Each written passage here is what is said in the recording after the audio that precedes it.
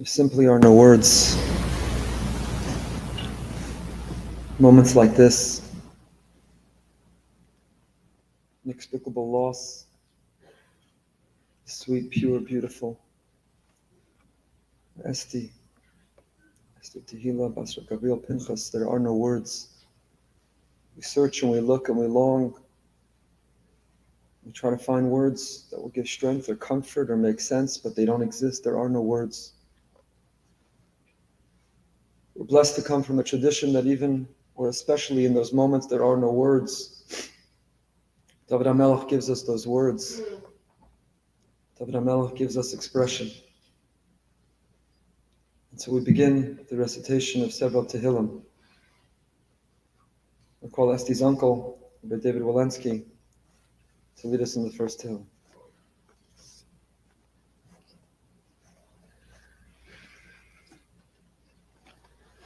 Shoyish, Shelo Alach Batzas Shoyim, Derech HaToim Lo Amar, V'Moshkowitzim Lo Yoshav, Ki Misaras Adonai Chepso, V'Soroso Yege Yomam V'Layla, Haya Keish Rasul HaPag Yimayim, Sher Priyo Yitim Bito, V'Lo Yivo, V'Chol Asher Yaseh Yatzliach, V'Nei Rishoyim Ki Kamot Asher Tishanu Ruach, Kim Kumur Shoim Bamishpal, V'Chatoim Ada Tzadikim, Kedei Adonai Derech HaTzadikim, Derech Shoim Tovei. We'll ask Esty's uncle, Rabbi Moskowitz, to lead us in the Kapitel Tehillim.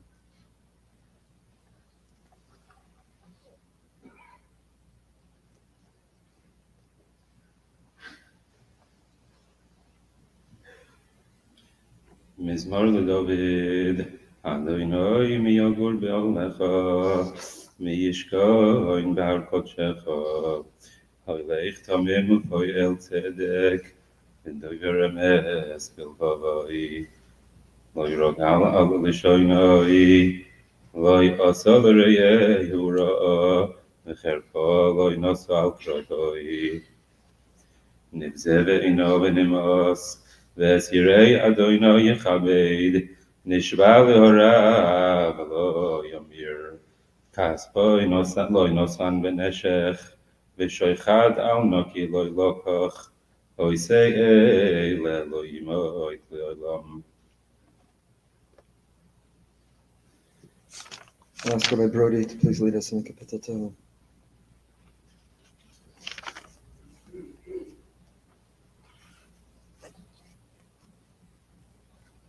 Shir Lamaloi, Esainai El Harim, Mayayin Yavo Ezri, Mayim Adonai, Yosei, Shemayim Ba'aretz, Ayitain Lamot Raklacha, Al Yanum Shoim Racha, Hinei Lo Yanum V'Lo Yishan, Shomer Yisrael, Adonai Shoim Racha, Adonai Tzilcha, Al Yad Yeminacha, Yoimam Hashemesh, Lo Yakeka, Vayareach Balayla, Adonai Yishmarcha Mikora, Yishmar Es Nafshecha, Adonai Yishmar Tzeischa Uvoecha, Me'ata V'Yadorvam. Rabbi Ari Mirzov, Tehillim Kof Lamed.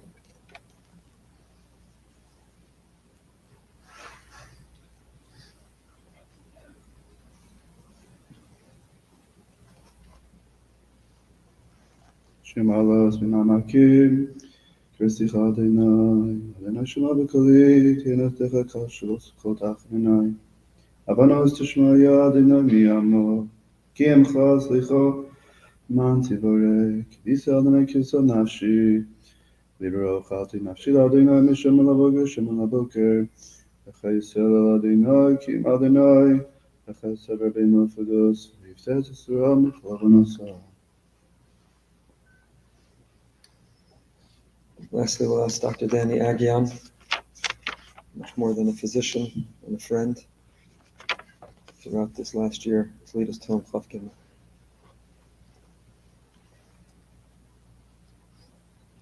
Mizmor David, Adonai roi lo echzar, beno deshe arbitzeni, amei minachoti na'aleni, nafshi yeshov b'mnechem b'maglei tzedek l'man shemo, גם כי הלך בגיא צל מוות, לא יירא כי אתה עמדי, שבתך משענתך המה ינחמוני, תערוך לפני שולחן נגד צוהרי, תישנת בשמן ראשי כוסי רוויה, אך טוב וחסר ירדפוני, כל ימי חיי, וישבתי בבית אדוני לאורך ימים.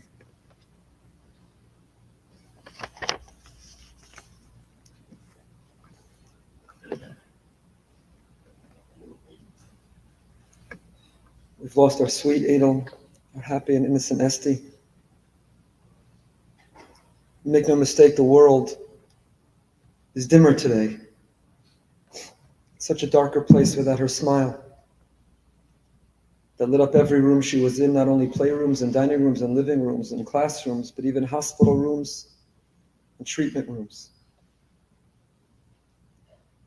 Esty will be eulogized this morning only by her parents, by her mother and father, who knew her like nobody else and loved her like nobody else. The Rambam writes that what we're here to do this morning, what we're about to listen to, is not Darko Shel Olam. There's nothing normal about this. This is not the way of the world. This is not the way it's supposed to happen. Parents are not supposed to eulogize the precious child. And so I want to share a brief word, not with her, with Esty. There's so much to say, and we'll hear. But I want to share a brief word to you.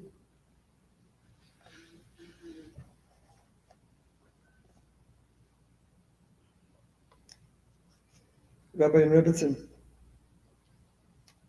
you literally put your lives, your careers, your personal needs, your everything on hold. You didn't do it for a few days and you didn't do it for a few weeks. You did it for over a year, for 13 months. For 13 months you poured your absolute everything into Esty. You woke up every day, no matter how little sleep, and no matter the reality that you faced, with one goal, and with one goal only, to give Esty not only the greatest care, but the greatest happiness for as long as you could. And few saw it or know about it, but you accomplished that goal in a simply superhuman and heroic way. And the most important person and the only person who needs to know it, knew it. And that's Esty. You poured.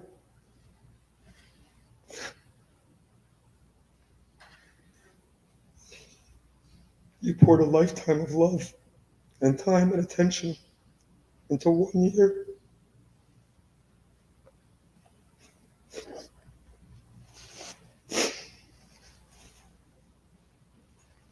There's not a person in our community and countless others around the world who don't know the name Esther Tehila, who haven't said it every day in their davening, before doing a mitzvah in her merit, before giving or listening to a shir, and donating $1 a day to tzedakah, or listening to a minute a day Dvar Torah. We all and people around the world know the name Esther Tehila. But we all also learned another name by heart, Ariel Tzipora. And now, with Esty, Basra of Gavriel Pinchas. Because you simply cannot think of Esther Tehila without the association with the boundless love and devotion and dedication and the sacrifice of Ariel Tzipora and Reb Gavriel Pinchas.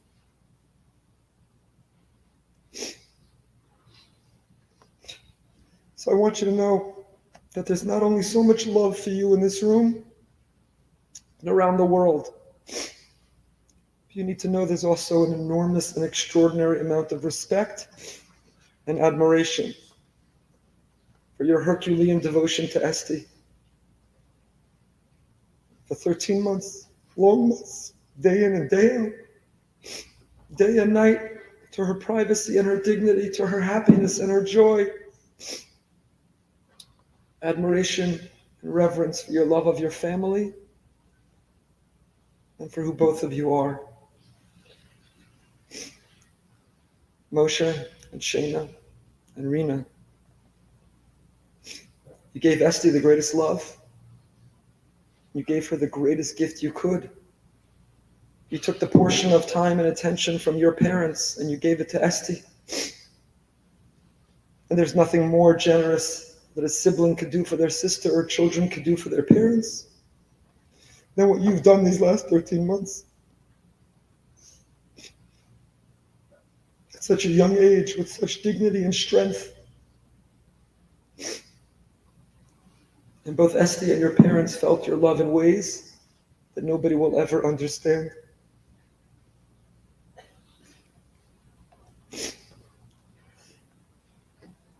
Mrs. Moskowitz and Dr. and Mrs. Siegel unfairly had to go from being grandparents to parents.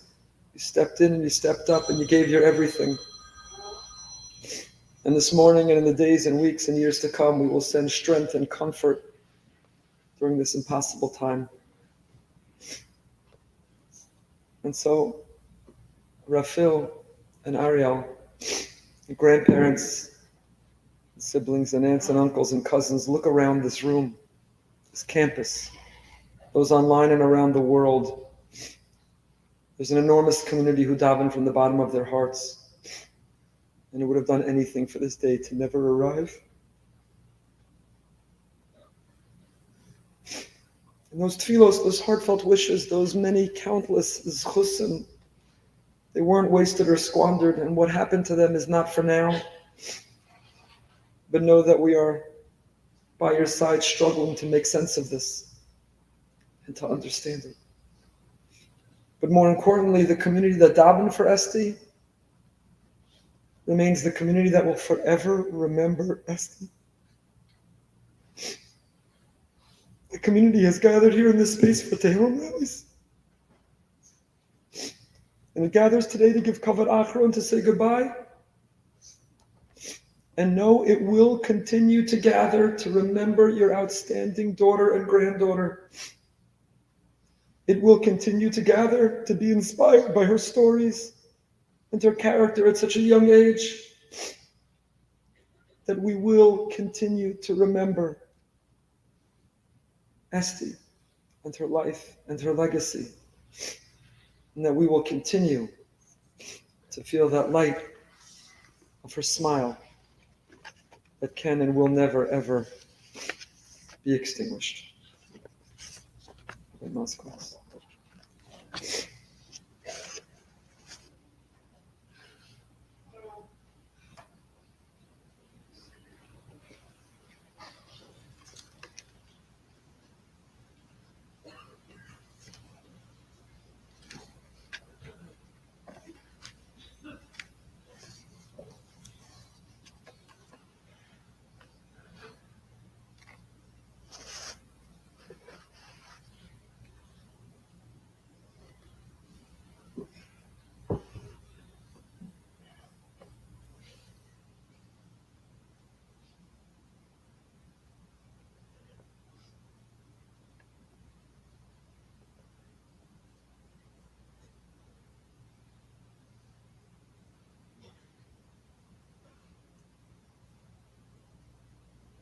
Yitzir or Vorei Choshech. L'ches Sivan Tavshin Ayin Gimel. Hashem brought into this world the most incredible light. And on Chav Shvat Tavshin Pei Gimel, 9.5 short years later, Hashem removed all of that light and replaced it with an unimaginable and incomprehensible darkness.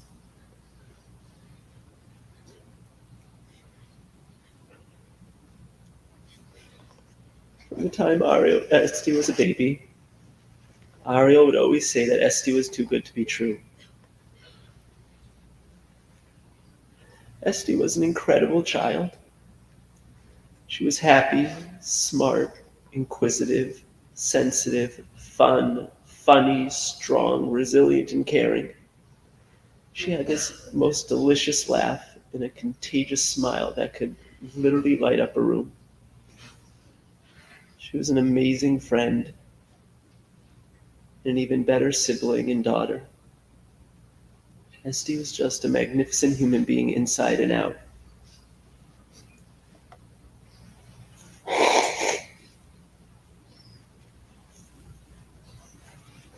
Ariel and I are so grateful and humbled by the many thousands of people who have been davening for Esty over this past year. We would regularly receive the most touching messages from complete strangers, literally around the world, that they were davening and learning for Esty. It's the most magnificent thing about Klal Yisrael, that we daven and we share in each other's pain.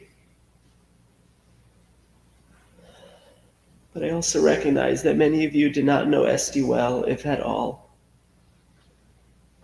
It's one of the most excruciating thoughts that's kept me up all these nights, these past few weeks.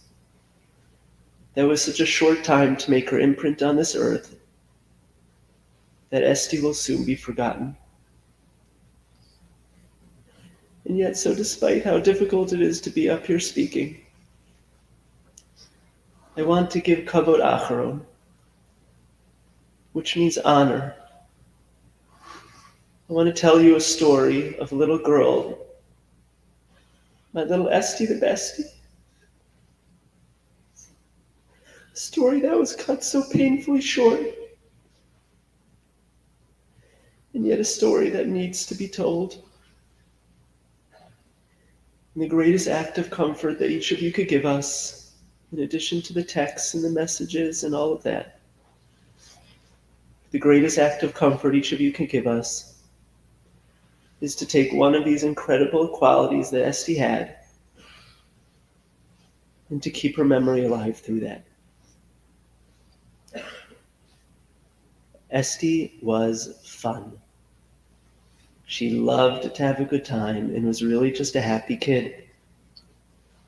I always loved every single second I ever spent with her.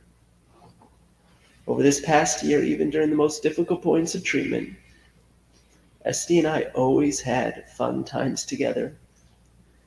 We enjoyed trips to Dave and Buster's, played mini golf, and played a ton of games together. Card games, board games, video games, bowling, you name it. One Shabbos when Ariel was away and it was just me and Esty in Memphis, to keep her occupied in her mind, distracted, she and I played cards for 9 hours straight. At some point, my hands got so sore from shuffling the cards that the skin peeled off. And yet nothing would stop me from playing with her for 9 hours straight. Esty was incredible at playing games. You'd think that at an 8 or 9 year old, she wouldn't be so good and I'd have to go easy on her, but not Esty. Esty was ruthless. And if you showed weakness in a game, she would pounce on you. She and I played hard. Monopoly Deal, Palace, Game Pigeon, Uno Flip, Uno Attack, Cup Pong, Battleship, Casino. And she would go toe to toe with me. And she won more than I'd ever like to admit. She was also very competitive and never shied away from a challenge. She took her schoolwork seriously. She was an excellent student. When she was younger, the other kids would have homework to do, and Esty insisted on us giving her homework as well, because she didn't just want the challenge, she welcomed the challenge.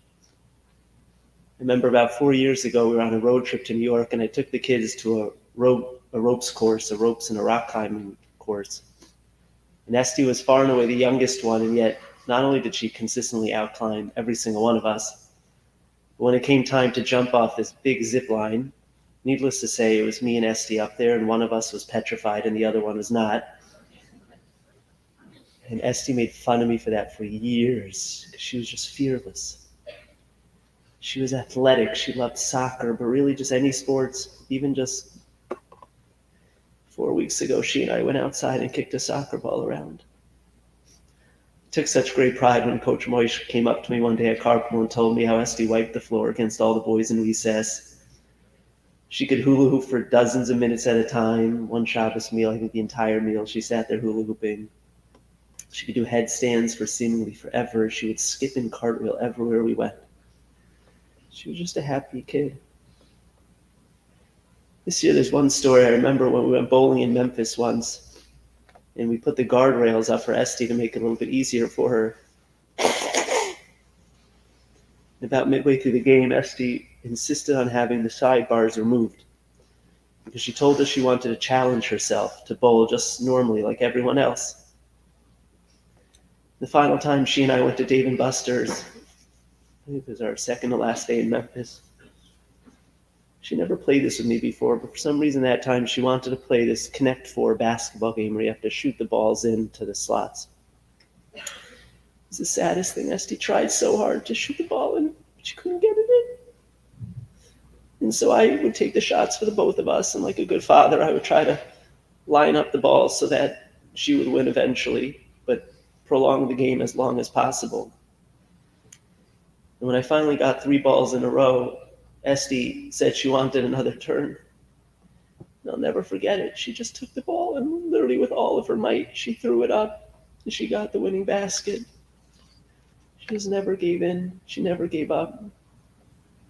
Once I borrowed her iPad and I played a video game that she was playing. I felt really bad because I set a new high score. So I apologized to Esty because I knew it would make it more difficult for her to achieve a new high score, but she didn't blink an eye. She just looked at me and told her she's going to have to try harder and she's going to destroy my score in due time, which she did.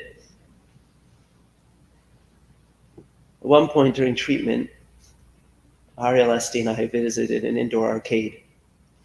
And they had a ropes course on the upper part of the arcade. And Esty insisted on doing the ropes course. By that point, she was during treatment. It was hard. She had a port. She was weaker. And Gavriel and I were really nervous about whether or not it was a good idea, but Esty was determined and Esty wanted to do it. And so when we got to the front to pay, the lady behind the counter informed us that unfortunately the ropes course was closed that day. And so Gavriel and I were gratefully relieved until about 2 minutes later, the manager of the facility came out, heard that Esty wanted to do the course, and she told us that she had called up the person who runs the course. It was their day off, and she insisted on her coming in just that day for those few minutes just to open the course for Esty. And sure enough, a half hour later, I couldn't believe my eyes when, despite the obvious difficulties, Esty completed the entire ropes course. We loved to watch shows together. We enjoyed late-night dance parties, food binges, and lots of candy. Those of you who know me know I do not do candy. I do not do dance parties, and I do not binge on food. But Esty took amazing pride in getting me to eat all new types of junk food this year together with her, and she would tell everybody about it. Tic Tacs and gummy bears and all this garbage. And Esty loved to talk and talk and talk and talk. I used to love it when Esty came with me on my runs because she would bike alongside me. And literally from the second we left our house until the second we got back, Esty would just talk. And it was amazing because I didn't have to say a word. It was built-in entertainment for me. And she would just yap and yap and yap for hours on end. Esty started doing the daily Wordle game. And when that got too easy for her, she took on Quirtle as well, which is 4 Wordles in one, interconnected. It was literally not normal how, at the time, an 8-year-old and then a 9-year-old was so good at these games. Esty talked about these games so much that she actually convinced her doctor at St. Jude to play it every day also. And the first question every day that Esty would ask the doctor when he came in to examine her was if he did Wordle that day. And when more often than not, Esty got Wordle in fewer tries than he would, Esty had the biggest smile on her face. Esty was also extremely resilient, far beyond her years. We put Esty through a lot this year, but not once did she complain. Yeah, she'd have her moments of frustration and moments she wanted to be back in Boca, but she almost never complained, not once. through surgeries, moving to Memphis, feeding tubes, radiation, multiple rounds of chemotherapy, hours and hours of waiting for appointments. She just dealt with whatever we threw her way, and she made the best of it. On August 21st, I was really emotionally exhausted, and I was having trouble finding something to eat for dinner that night, which was putting me over the top. I was getting hangry. Esty looked at me, and she said, and I quote, "Daddy, in life you have to look for solutions, not problems. And when you're having a bad day, know that tomorrow will be better." I should know, because I've had a lot of bad days. There's just this incredible wisdom, this amazing attitude and perspective that just wasn't normal for a 9-year-old. One Motzi Shabbos, she had to go to St. Jude for a shot. And Ariel was going to stay back with Rena, so I was taking Esty to the hospital around 9 o'clock at night. Esty had a backpack. She was attached to some fluids, and as she was walking out the door, I'll never forget, she turned around, looked at Ariel, and with a huge smile on her face, she blurted out, "Wishing myself the best of luck." It was just an adorable moment of resilience, of simchas achayim. She was never one to wallow or never one to stay upset. And Esty was really funny. When her school ran a talent show, Esty insisted on submitting herself telling jokes. She loved joke books and had this really mature sense of humor far beyond her years. Esty also had a deep and meaningful relationship with Hashem. Esty never once questioned why any of this was happening to her. And she never wavered in her belief of Hashem, not even for 1 second. More often than not this year, it was I who took physic from her, not the opposite way around. Whenever Rena would ask her why she lost her hair or why she had a funny feeding tube, Esty would simply say, "Because that's how Hashem wants it." I heard that from her many, many times this year. In the speech I gave at Esty's Kiddush when she was born, I spoke about how she was named Esther after my paternal grandmother. I said at the time, quote, "For my grandmother, faith was an extremely simple thing. Everything was always basher. She never once complained about everything, was always happy, and radiated an incredible emunah pshuta, a simple faith in Hashem." How prescient those words would become, for Esty had that exact same emunah pshuta, that exact same unwavering and unflinching, simple faith in God. There's one story that sticks out to me sometimes. It was the night before Esty's original surgery. Joe DiMaggio, she was up around 2 o'clock in the morning because she couldn't sleep. And Ariel was trying to occupy her and distract her. And at one point she looks at Ariel and she says, "Wait, my surgery is today. I should really dive into Hashem." And so at 2 o'clock in the morning, she and Ariel began davening Shachris together. She was also a sponge for learning everything, but especially the Parsha. Esty loved the stories from the Parsha. I mentioned how she loved to talk and talk. And that was most Friday nights at our house. Most Friday nights at our house, Esty would go on and on and on and on about the Parsha in incredible detail, repeating word for word verbatim what her teacher said or what story Mor Hadassah said at Oneg that day. And the running joke in our house was that most Friday nights, Esty would just keep talking until eventually I would fall asleep listening to her, and she would look up and realize we were all sleeping while she was still talking. And Esty was an amazing friend and sibling. Esty loved her siblings, and she loved her besties, her best friends. All that she wanted this year, all year in Memphis, was to be together with the people she loved. That was far and away the hardest part for her. Not the treatment, not the hair loss, not the surgeries. It was being away from the people that she loved.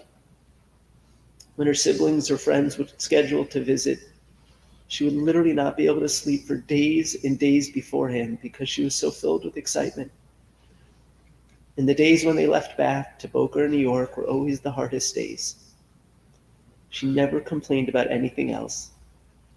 All that she wanted the entire time was to be together with her family and her friends. Moshe, Shana, and Rena. Esty loved you more than you can ever imagine. Sometimes you annoyed her, and sometimes you told bad jokes. But she really deeply loved you. Over the last few weeks, I've spent morning or night. You could ask some people who have literally been texting with me all morning and night, that I've been looking through hundreds and hundreds of pictures and videos. And the one consistency in almost every one is the two of you with her. And I'm so grateful for all the fun times you had together and the memories that you'll cherish forever. Whenever a doctor or nurse would ask her how she would celebrate finishing treatment, they always expected the answer to be some fantastical trip or some expensive gift. But Esty never asked for a fancy vacation or any expensive gift. Esty's answer was always quick and simple. She just wanted to be in her own bed and together with her siblings. Esty loved and had a very special relationship with her grandparents, aunts, uncles, and cousins. Being on the younger end of the cousins and yet so fun and mature, Esty became somewhat of a mascot amongst the cousins, earning nicknames like Rebbitzin Medical Doctor, which I still don't understand. She loved doing art, playing games, going on vacations, getting together with Simchas, texting and talking on the phone. We are so grateful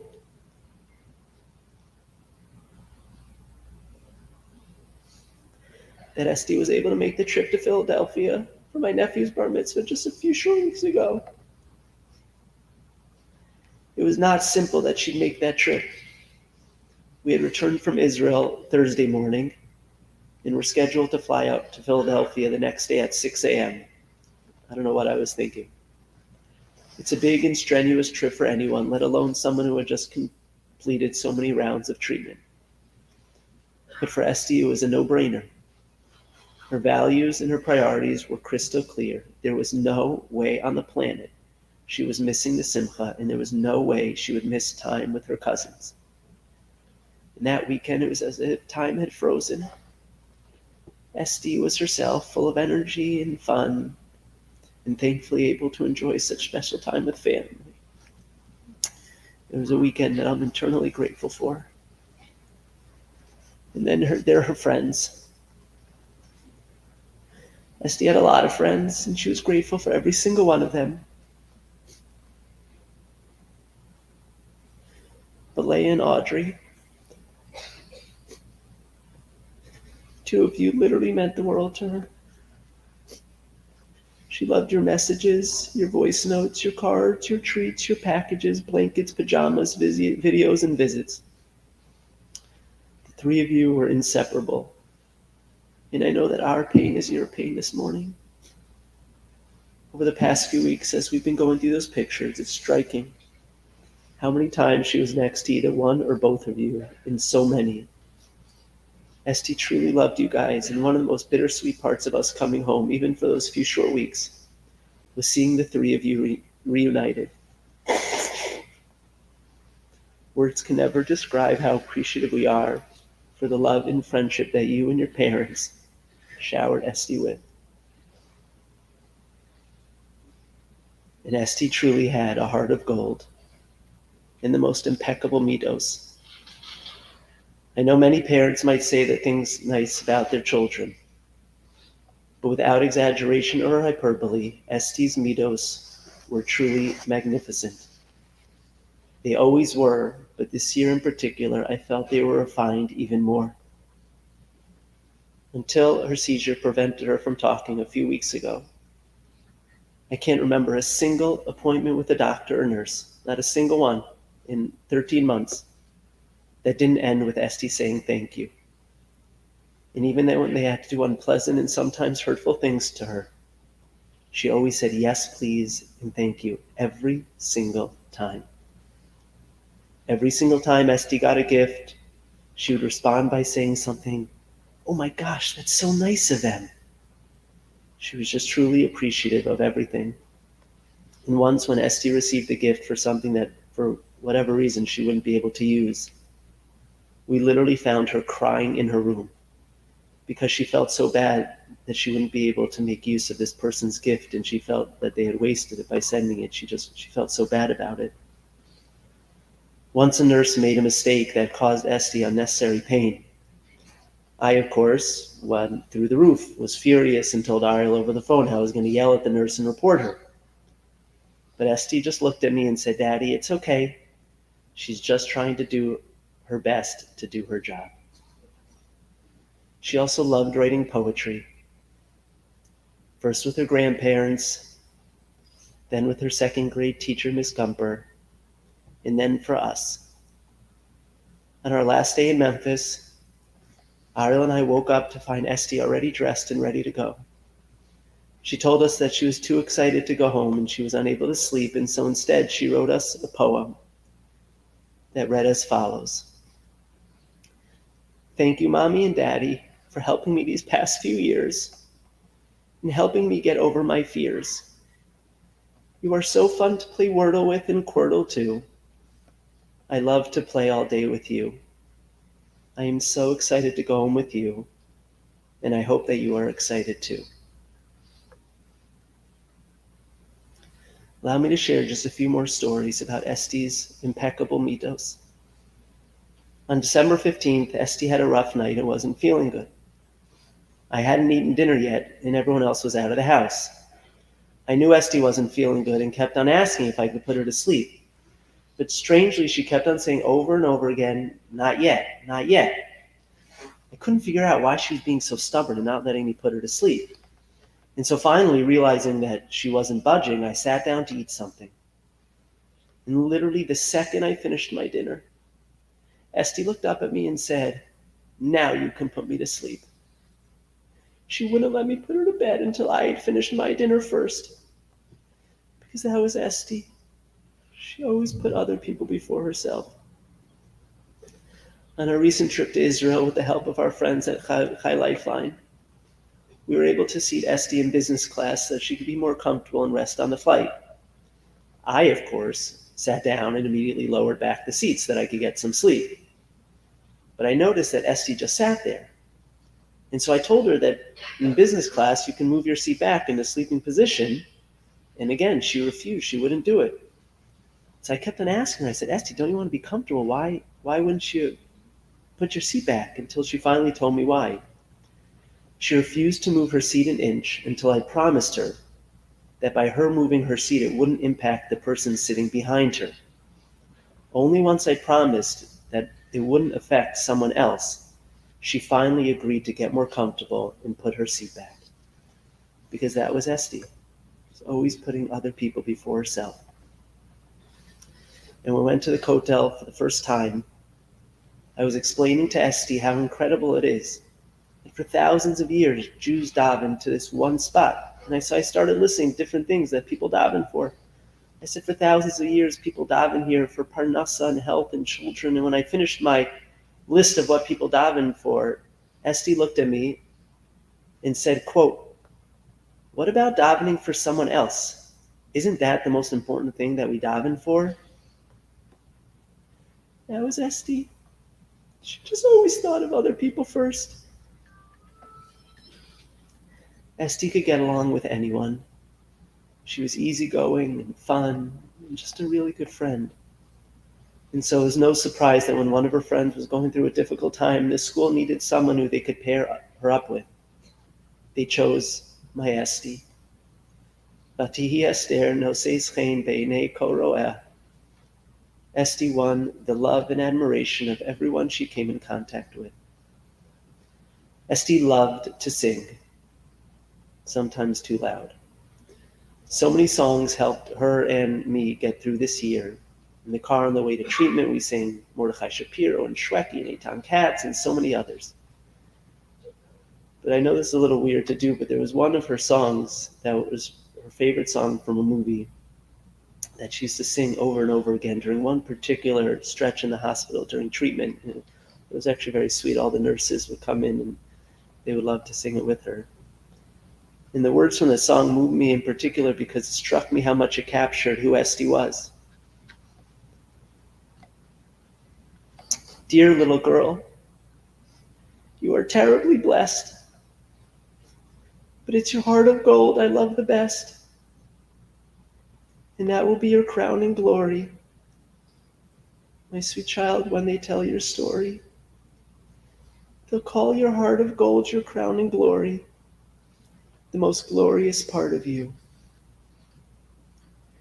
Our Esty had a true heart of gold, and that is her crowning glory. The Maharal writes that whereas someone with a leiv tov is beloved just by his fellow friends, someone who is tahor leiv, someone who has a pure heart, is ohev lamala v'nechmad lamata, is loved by both Hashem and precious to others as well. And that is our Esty, a true heart of gold, the most glorious part of her. My dear Esty, my Esty the bestie.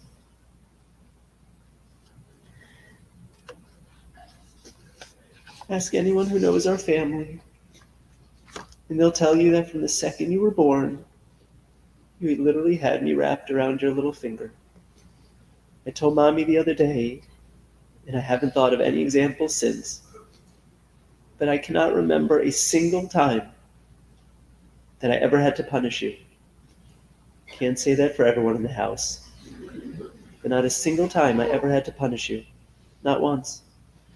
And the only time I did get mad at you, when you broke Mommy's china on a Friday night, it was me who ended up feeling so bad that I came into your room and I ended up apologizing to you.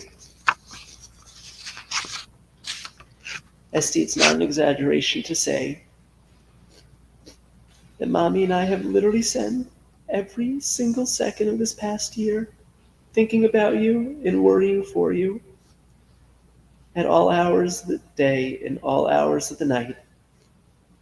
Mommy and I would rack our brains for how we could make life just a little bit less painful for you, a little more fun for you, and filled with just a little bit more love for you.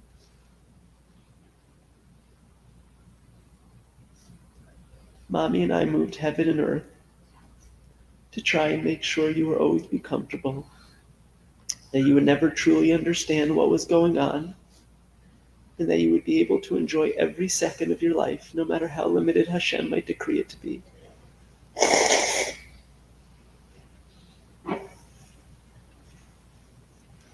I can honestly say I have no regrets. Mommy and I poured 100% of our love into you every second of every day, in ways you knew about and in ways you never will. Ariel, through countless sleepless nights,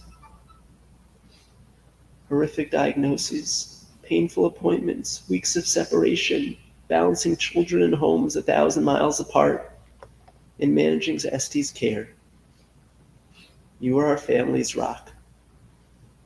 Medical talk is like gibberish to me, and so Esty is so lucky to have a mommy like you, someone who advocated for her nonstop and always pressed the doctors and nurses to make sure that she got the best care possible. The decision to move to Memphis was difficult, but we made it together. And I can honestly say I would not have survived this year without you by my side.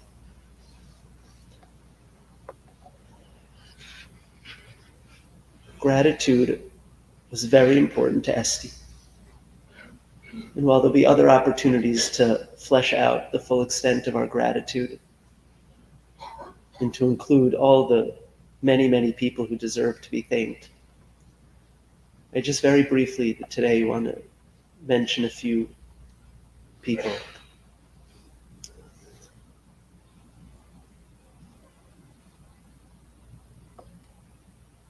First to Dr. Danny Agian.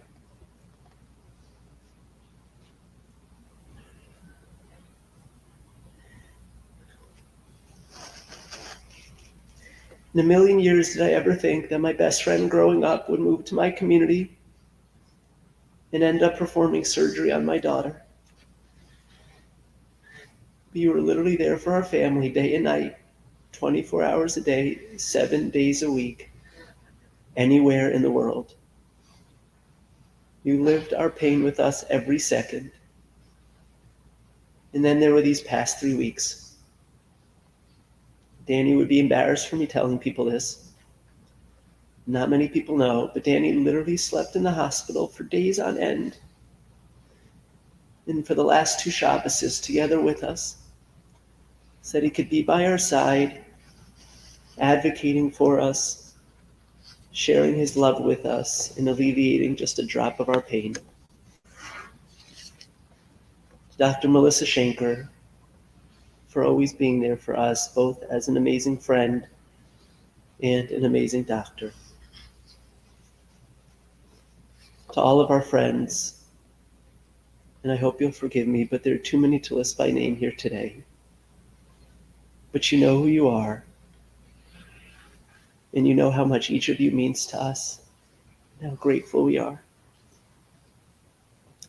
To our children's teachers in Rebbeim, for their support, flexibility, understanding, and love. To our family, and this is not in any particular order, to our family for flying down sometimes literally on a moment's notice, and for your constant showering us with love and support. To the entire Memphis community, and in particular the Fromowitzes and the Davises, for welcoming us with so much love, for taking such good care of us, and for treating Esty like your child as well.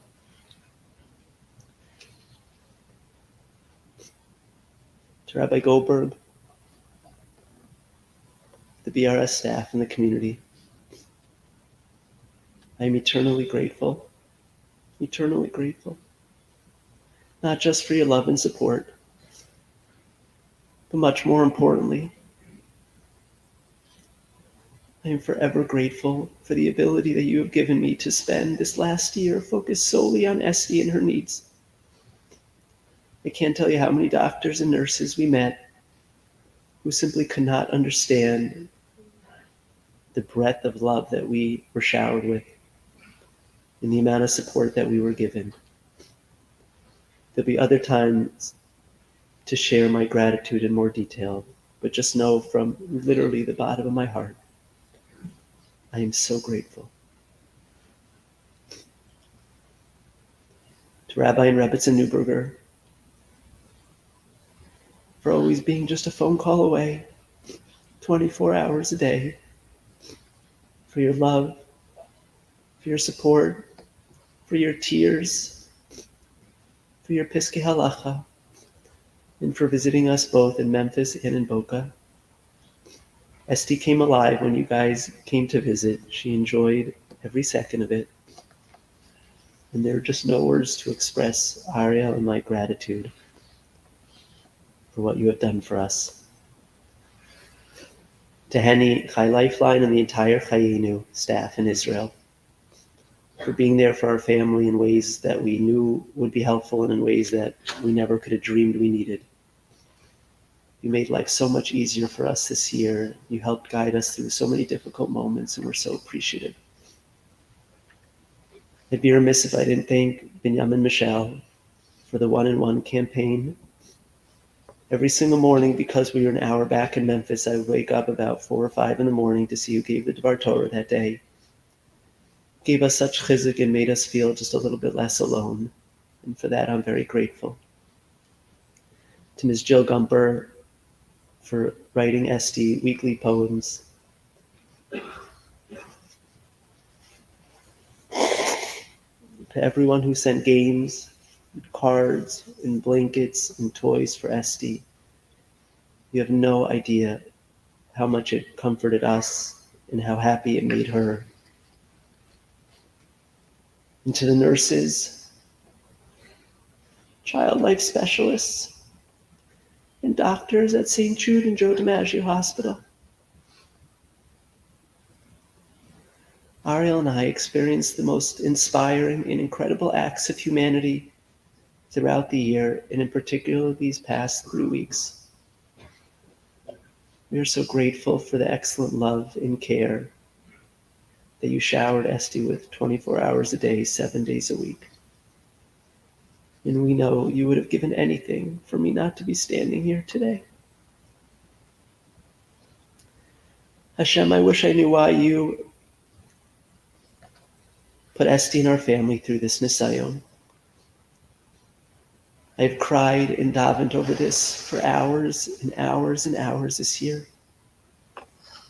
But I do not know, nor will I ever know. Hashem, you have robbed this world of a truly magnificent human being, someone who had so much more to contribute and so much more beauty and light to share. It is something I will never understand. The bracha we just recited, a Baruch Dayan HaEmes, has never been more difficult to comprehend. But I know that our loss is your loss, and our pain is your pain. When discussing the various forms of korbanos, the final Mishnah, Maseches Menachos, tells us, She'echad hamarbe ve'echad hamamit u'bilvad she'echavein adam es libo es daito l'shamayim. That whether a lot or a little, the key is that one always directs their minds and hearts towards Hashem. Rashi Maseches Brachos tells us that this means that the schar of one who serves Hashem with a small gift is just as great as the schar who serves him with a large gift, as long as libo l'shamayim, as long as one serves with the intent to serve Hashem to the best of their ability. I recently saw a beautiful interpretation of this Rashi, that whether one was granted many years or few, the most essential part is how one was able to direct their mind and hearts towards Hashem. When one's days are dedicated for kavod shamayim, then even those who are echad hamamim, even those who for some inexplicable reason were only given few years, will still have lived a meaningful life. And that was our Esty. Every second, every smile, every interaction, every day at school, every day in the hospital, was always l'shem shamayim. After having a seizure in Disney World 2 weeks ago, and waiting for the EMTs to show up, Ariel and I asked Esty if she recognized us. Esty looked at us and said, "Yes, you're daddy and you're mommy." And then, sensing the fearful looks on our faces, she added, "I'm okay." And those would be her last words. We feel immense, deep, and indescribable pain right now. Our family is now shattered, broken into a million pieces with a gaping hole, forever in our hearts. But you, Esty, now you are okay. No longer riddled with illness, and no longer needing to be poked and prodded by nurses and doctors. And so, yes, once again, my sweet little 9-year-old was smarter than the rest of us. Because now, Esty, you are with Hashem, more okay than ever. Tehei nafsha tzura b'tzura chayim. Bila hamavas l'netzach u'machar na'elim dima me'akol.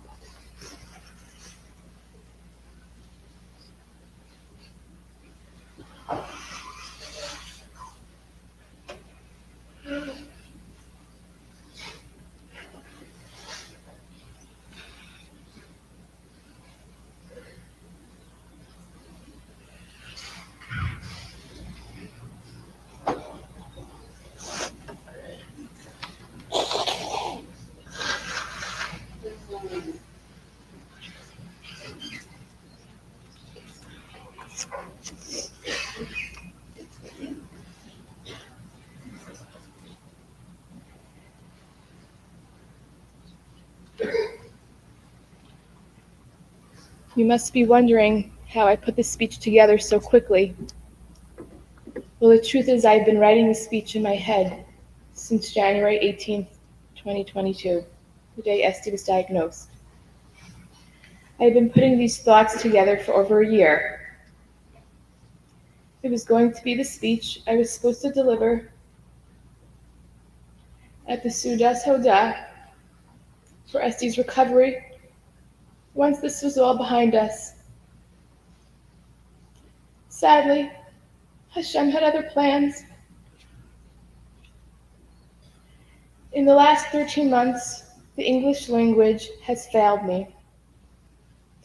When so many of you sent me texts or emails to check in, I often would respond, just no words. It was not a cliche answer for the sake of the response. Rather, I have learned that the totality of our experience in the last year was so enormous, it could never be contracted to fit into neat words to describe it. For example, the word sad, something you use to describe a child who lost their favorite blanket. The word disappointed is a word employed when you don't get the job you interviewed for. How about the word for pain? It can be used to describe the very uncomfortable feeling when someone breaks their leg, or even the loss of a job. And lastly, the word thank you. That's the word the English language would employ to express gratitude when someone holds the door open for you or shares his favorite dessert with you. No, these words can never touch the emotions we have encountered over the past 13 months. But please allow me to try. We live in a community where the leaders are not only our colleagues, they are also our dear friends. Thank you to Rabbi and Rebbetzin Goldberg for being there for us. It was so painful for us to have to be away from our beloved shul, our beloved community. But your outpour of love for us and our Esty has helped carry us through. The trite phrase, takes a village to raise kids, took on a whole new meaning this past year. Once the decision was made, we had 3 days to pack up and move to Memphis, Tennessee. We didn't even know where that was on the map. Last February to receive the best treatment possible for Esty. Not only did we have to deal with the trauma of leaving, after many hours of deliberation, we decided to leave our 3 other precious children behind to remain in school in Boca. For those that know me, know I am happiest and most content when my children are well taken care of under my watchful care. There is no pain like a mother's who cannot have all of her babies under one roof. We are forever grateful for our family who took turns flying in to allow us to pull off the impossible. Right alongside them were all of you, our community, our friends. You were the ones who coordinated and planned and cooked and drove and entertained the kids. You were the ones who drove my kids to the orthodontist appointments, fed my children dinner. You were the ones who watched my kids that were homesick from school, put them to bed. You were the ones who gave my children smiles and hugs, and I was not physically able to. I always felt some peace of mind when their Boca moms texted me to tell me they saw my children in shul or at an event and they looked happy. Knowing that they were all there for my children allowed me to exhale, even momentarily. I don't want to list specific people out of fear of leaving anyone out, but please know we love you and are forever grateful. When we moved from New York with 2 young children, I had no idea the impact of choosing a pediatrician would have on my life. Dr. Melissa Schenker, You cared for Moshe and Shayna since the day we moved to Florida, and later for Esty, my first Floridian baby, followed by Rena. You started off as our children's pediatrician, but as the years progressed, we got to know each other well, and then turned into colleagues who worked down the hall from each other, often sharing patients as well. My kids often got annoyed because they knew that whenever I took them to you for an appointment, we would end up chatting for an extra 15 minutes each time. One could say it was your job to take care of Esty. It was your job to manage her medical care. But I can say with certainty, it was not your job to visit her on your free time in the hospital and spend hours with her playing games and chatting over the last year. It was not your job to sit there reading Fancy Nancy books to her with the French accent and all. It was not part of your job to work with us day and night for the past year to ensure every step of the way was ideal for Esty's care, and nothing short of that. So know you not only are our children's pediatrician, you are first and foremost our friend. And for that, I attempt to say thank you.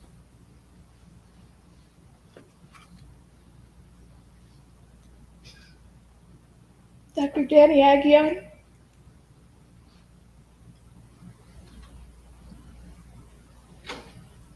I know my husband attempted to begin to express the gratitude we have for you and for all you have done for Esty in the past year. This task will never be complete. But since Esty is no longer able to express the words thank you, I will take that on for her and simply say thank you, Danny. You cared for Esty as one of your own and let nothing get in the way of the absolute best for her, both in and out of the hospital. I also want to acknowledge that every minute that you spent with and for our family in the past 13 months, specifically in the last 3 weeks, meant you were not with your family. To Emily and your 4 wonderful children, we did not take for granted for 1 minute that you selflessly allowed Danny to work tirelessly for our Esty. And for that, I will also say thank you. Rabbi Rebbitzin Newberger.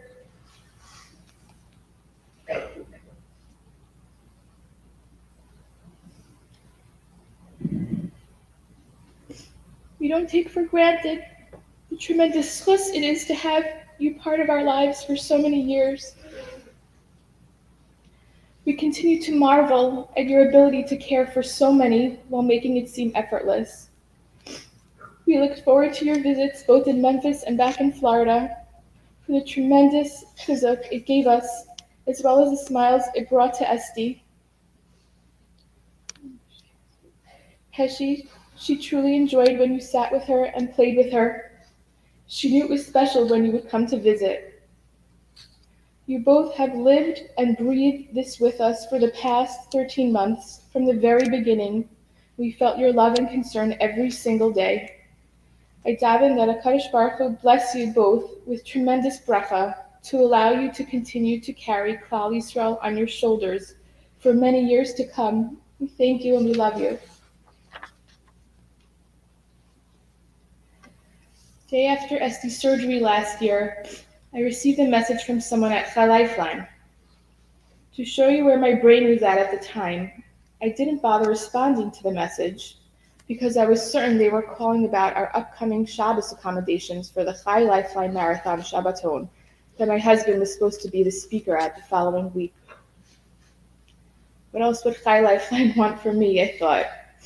We are the ones who volunteer for Chai Lifeline. Surely we don't need any of their help.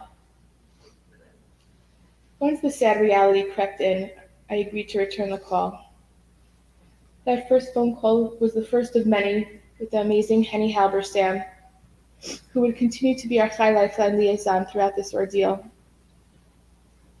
Before this, like many of you, if you would ask me what Chai Lifeline actually does, I would answer, they provide meals, toys, and support for families undergoing a medical crisis. Unfortunately, we witnessed firsthand that and so much more. It is hard to put words what Henny has done for Esty and for my family for the past 3 months. To sum it up, she simply filled in the details of this impossible puzzle that our lives had become. The complex logistics that were required to have our family split between Boca and Memphis were unimaginable. Penny swooped in with her warm and caring personality and quite literally helped us put the pieces together. Henny and Chai Lifeline, we thank you from the bottom of our hearts. I have been a nurse for almost 19 years. But no training in the world could have prepared me for the difficult task of caring for my own child.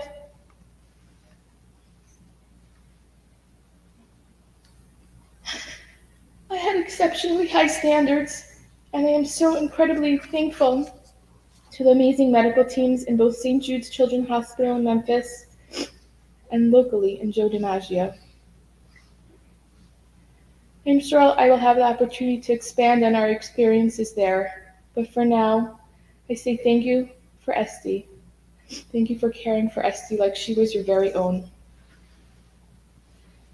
To the teachers of Cat's Hill Day School, who have been an integral part of Esty's life for the last several years, she loved learning, she loved school, and we are grateful for her positive experiences there.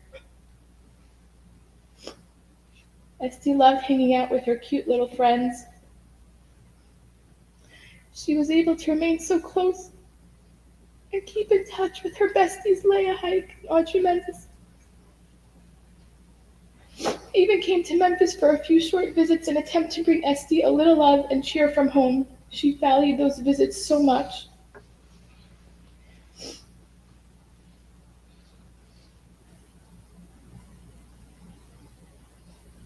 You girls are like my own, and I am forever grateful that you were such a big part of Esty's life. God willing, I will have the opportunity to properly thank you both and your amazing, exceptional families. For now, we love you and thank you. When we got to Memphis, we basically didn't know anyone there. The warm and caring community stepped up, and we had the opportunity to become friends with so many wonderful people. We loved the Shabbos afternoon visits and appreciated all of the help when needed it. The Fromwitz and Davis families started off helping us with the many chesed opportunities that were needed, but quickly turned into our cherished friends as well. You all made chesed seem effortless, and it is no exaggeration when we say we could not have done this without you. I look forward to the opportunity to expand on those amazing kindness and friendships that were made there, but for now, we thank you from the bottom of our hearts.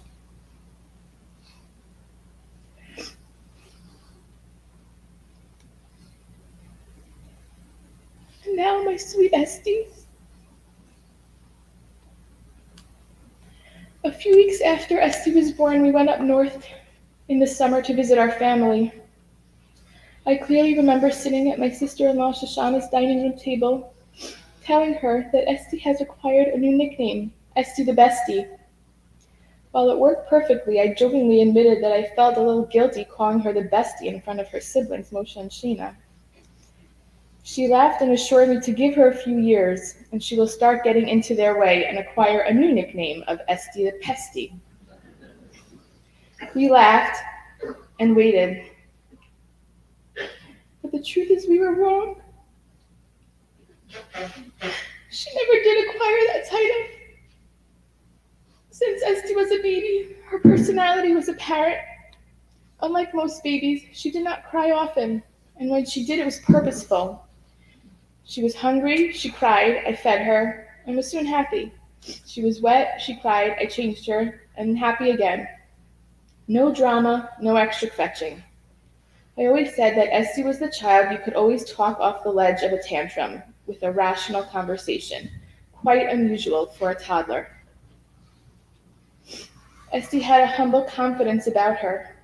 She was aware of her talents that Hashem blessed her with and used them to their full potential while maintaining a wholesome humility that most adults cannot achieve. She had a heart of gold and a smile with dimples and freckles to match that could light up a room. She wasn't just a funny kid. She was witty with a mature sense of humor well beyond her years. I think this is why not only children, but adults enjoyed spending time with her as well. I would often tell her that she was a great conversationalist and a pleasure to be around. She was very bright and had an advanced love of learning. She would come home every Shabbos and regale us with a very long-winded version of the Parsha, including every detail of the extra stories that her teachers told her. This past year, I tried to continue this love of Parsha and would often learn with her after I lit candles in Memphis when she felt up to it. She had such a clear and accurate vision of right and wrong. Again, unusual for a child. She was a rule follower and put 100% effort into anything that she did, be it homework, a Lego project, or a hockey game with her brother. She really loved learning and really loved school. When she was 4 years old in preschool, her siblings had started to have homework. She got frustrated at this time of the day that she too did not have homework as well. Her teacher suggested that I buy some appropriate workbooks for her to complete right alongside her siblings. This is what I did every night at homework time, and she loved it and finished multiple workbooks. During COVID, when the kids were home learning on Zoom, her siblings would often lovingly poke fun at her at the way she approached Zoom learning. While most children were excited to slack off during this less than ideal mode of learning, Esty put on her school uniform every morning and wildly raised her hand, calling her teacher's name over the screen until she got called on to ask her questions and participate in the class. Her enthusiasm for learning and living was refreshing and, simply said, inspiring to people of all ages. I recently found a picture from when she was in 3rd grade that I sent to her Ivrit teacher, Maracheli. I had just bought the kids washable crayons for the bath, and when I came into the bathroom, I found the grammar breakdown in Hebrew for male and female translation, Yeled Yalda, with pictures all on the bathroom wall. That was Esty. She took her learning to heart. I love that about her, and I will try to emulate that fierce passion to accomplish in my own journey in life.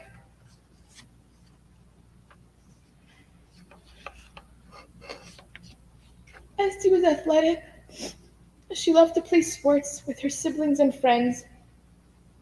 At age 5, she decided she wanted to join a Little League team. It gave us much joy to support her and encourage her in her interests, so we signed her up for I-9. On the first day of practice, she quickly realized she was literally the only girl on the team. Do you think that deterred her? Nope. She continued to run the bases in her little skirt right alongside the rest of the boys and was not apologetic when she was better than some of them too. She was always moving. She was the kid who walked in the door after school and before I turned around was doing cartwheels, headstands all over the house. She was the only kid in the family that happily joined her dad on 3-mile runs most Sunday mornings while on her bike alongside of him. Honestly, the immeasurable pain of this past year was confounded by the fact that with Hashem's kindness, before this child never struggled a day in her life with anything. She was a pure blessing. She excelled both in and out of the classroom. She excelled socially and emotionally. She excelled in her relationship with Hashem and with everyone in our family, extended family. She truly was Esty the bestie. To be honest, I don't have any regrets because I knew this about her and I always told her. I didn't have to wait for this tragedy to realize any of her amazing qualities. I would oftentimes throughout her 9 years tell her, Esty, I just love the way your brain works and I love the way your heart works. You make me and Daddy and Hashem so proud every day. I'm thankful I did this. No regrets.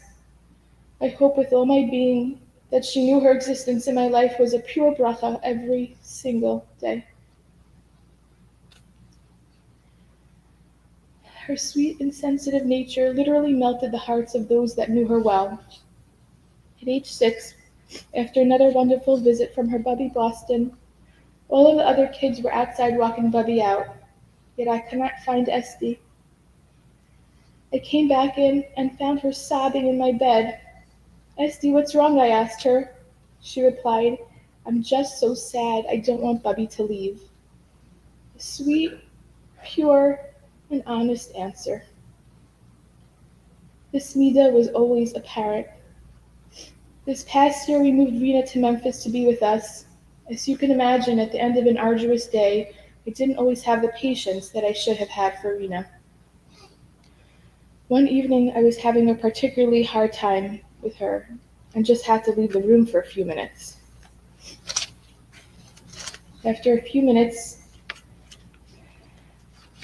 by myself, I returned to the room to find Rena laying on Esti's lap, while Esti was shushing her and gently patting her head with her hand. She got Rena to calm down, and it was a vision that will remain in my mind's eye forever. She couldn't handle anyone else's pain or unhappiness.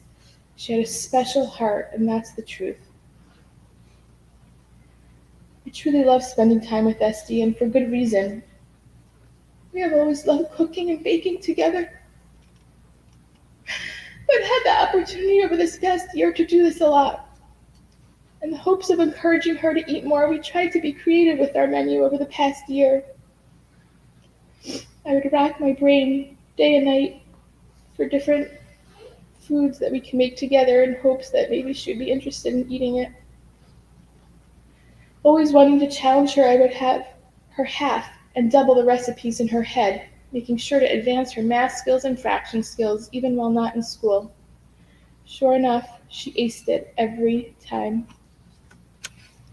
If you would ask her what her favorite food was, she would always answer, mac and cheese.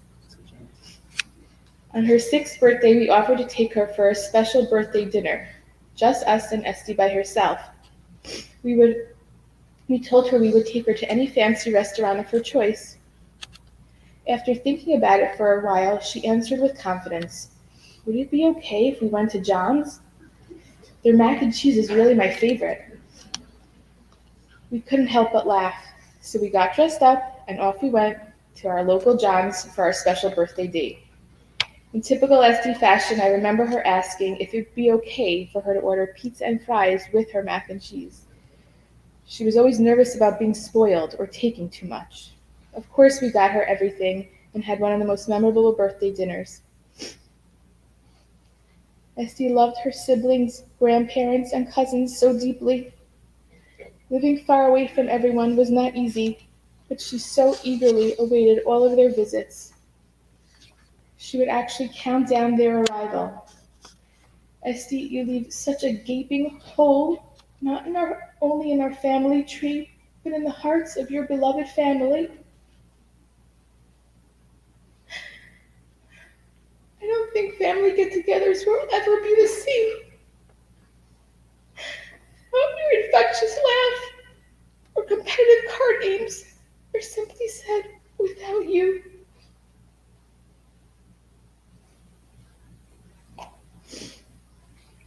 To my other children, Osha, Sheena, and Bina, you three were the unsung heroes of this past 13 months. In January of last year, our lives turned completely upside down in every way imaginable.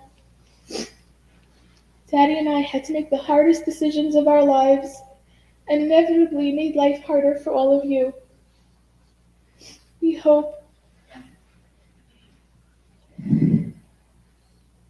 you can understand one day that each and every decision was calculated and guided by Gedolim, our rabbis, and respected doctors. To our amazement, never ever did any of you ever express your resentment or complain about Esti getting more attention. You all loved her so deeply and were so close with her. She loved you right back. Daddy and I pray that you understand these difficult decisions were made with the intention of teaching all of you that we would literally go to all ends of this earth for any of our children.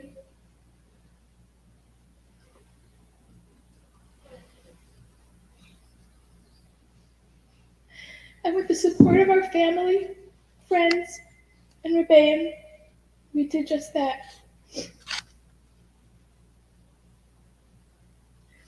These days ahead will be difficult ones without our beloved and cherished Esty. The three of you must stick together, and with love and Hashem's help, we hope to forge the road ahead together. Esty, you were Daddy's little girl. Along with your sisters, you had Daddy wrapped around your cute little finger. A long time ago, you and your siblings made up a song that said, Daddy has more fun, but Mommy gets things done.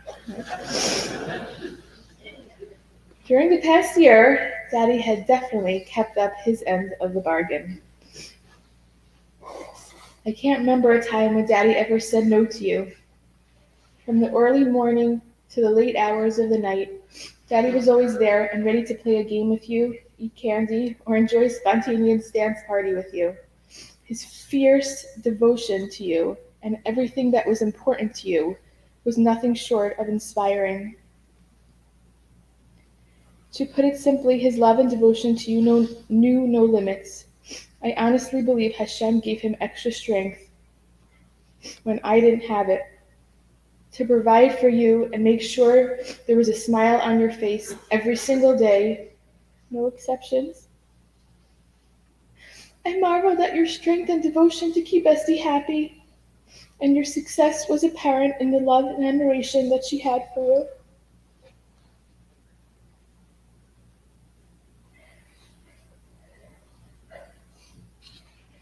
Since Esty was little, she always told us she wanted to be a teacher when she grew up.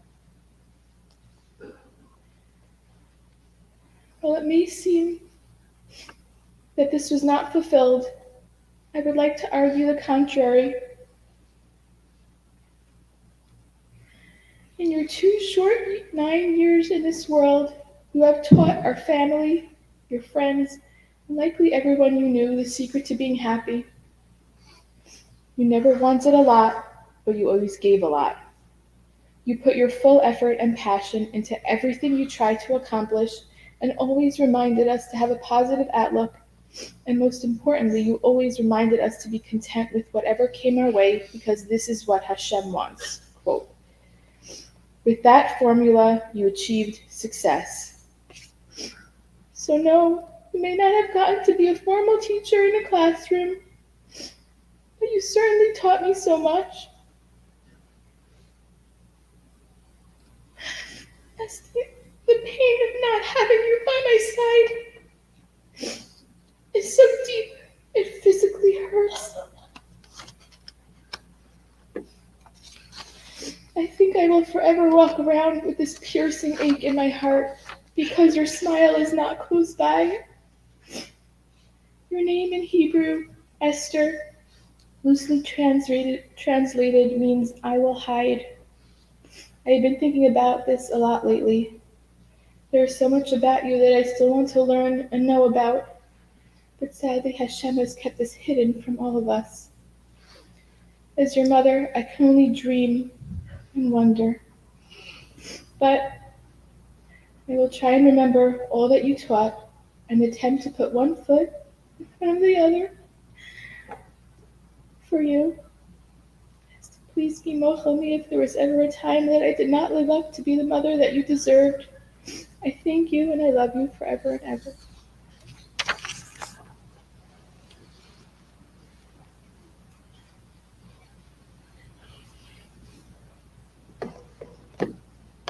It's so meaningful that Rabbi and Rabbi Newberger are here. Conclude with one more parak of Tehillim led by Rabbi Newberger.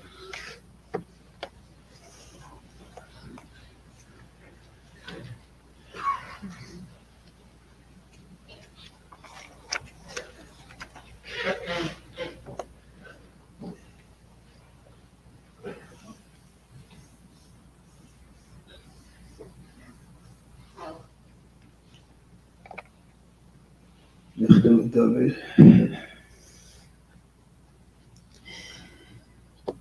נשמה לי, אלוקי חסיד איתך. אמרת Adonai, Adonai Oto, Tevosi Alech. Ligosh Meshavar, it's Hema, Vadivik, Chefsiva. Yibuat's voice, Achim, Bala Sichis, Gay Henry, Dombadal, Essa, Shmason, Oswasai. Adonai Minasa, the Bachis. At the time of the Kermalik, Chabal, Lafel, Vadim, Afnachel, Shofar. I'm a very chesed to the Yeshua that Sunday. Vleugel is Yisrael is. She is not an elegant time. Give me big all that night. Please, Machli, Yoga, Absorb Yeshua Vedach. Kila is not a speak that she is shown. Lo see thing Chazim, the way Shachas. Teddy India Rachai. Say that's no he's it's Melech and English being Cham the Netzach.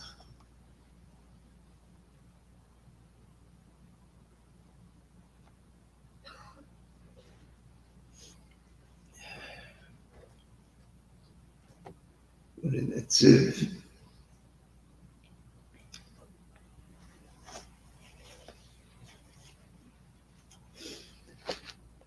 Givkov had to bury his grandson. Nitziv was not able to be there.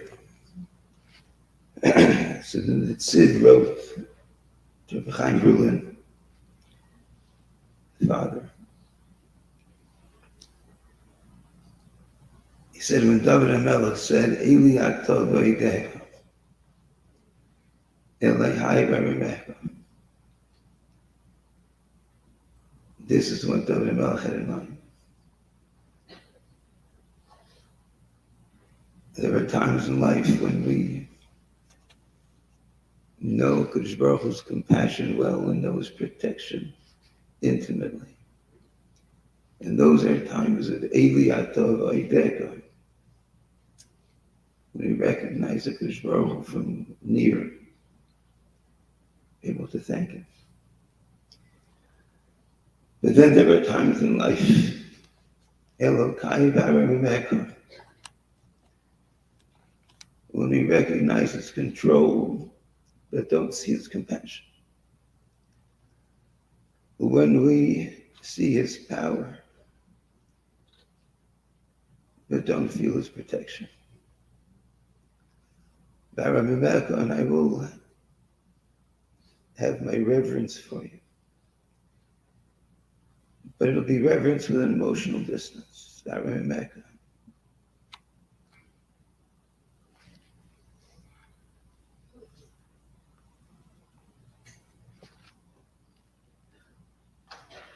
Last, we've completed the parsha yesterday, the Shabbos that completed Esty's life in this world.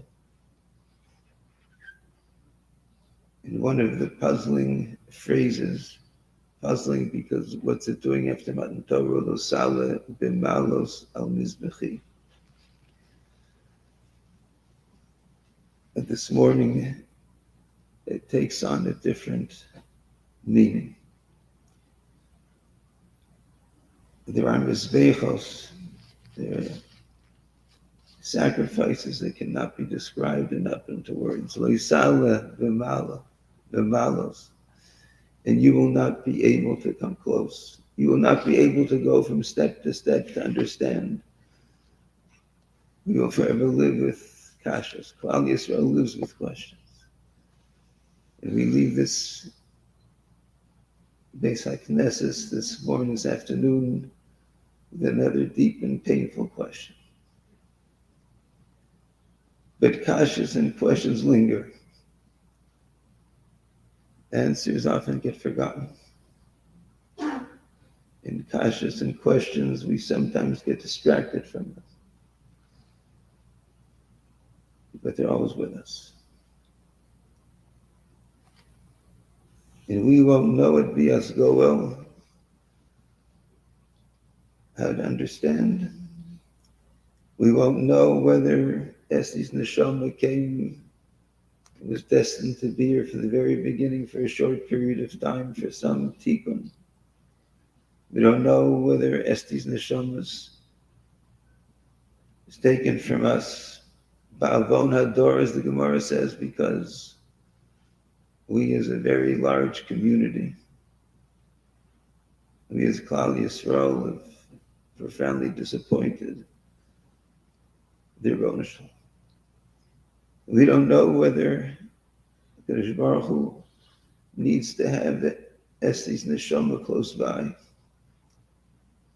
so that the purity of that neshama will be forever. But we do know that some 10 years ago, when the Rebbeinu Shalom decided that Esty's neshama would come to this world and would come to us as Esty, that the Rebbeinu Shalom said she needs to have a brother like Moshe and a sister like Shayna, and then afterward Rina. And of course parents like the Rav and the Rebbetzin. And Baruch would determine that this neshama could only be the neshama that Esty is. Could only live with that purity and that simchas achayim, because she was nurtured by a Moshe and a Shayna, later on by Irina, that we do know.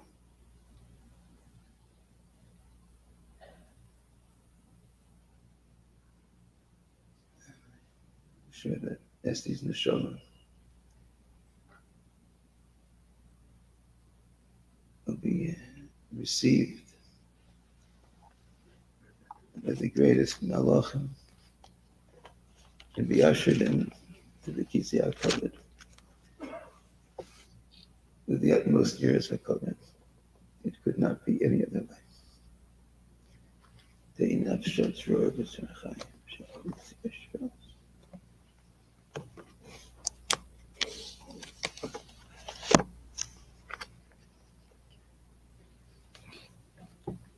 Ask everyone to please rise.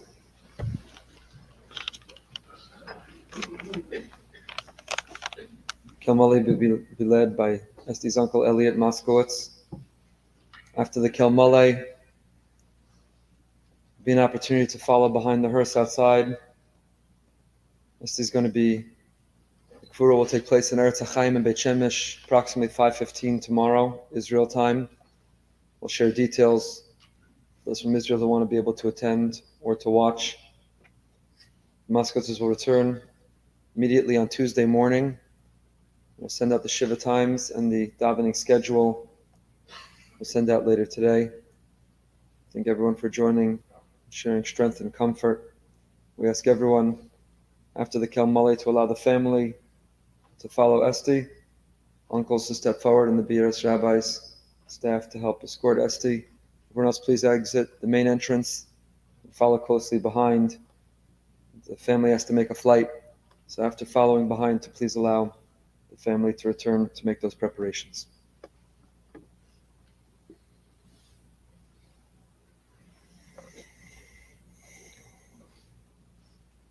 El Molei Rachamim Shochein Bamromim Hamtzei Menucha Nechona Al Kanpei Hashchina B'malos Kedoshim Uteorim Kizohar Horokia Mazhirim Es Nishmas Esther Tehila Bas Harav Gavriel Pinchas She'alech Le'olama Ba'avur She'anachnu Mispalelim V'yadas karos nishmasa B'gan Eden Temenuchasa Lochein Ba'al Rachamim Yasti Reha B'Seser Kenafav Yolamim Yitzror B'Tzorah Chayim Es Nishmasa Adonai Hunachalasa V'sanuach B'Shalom HaMishkava V'nomar Omein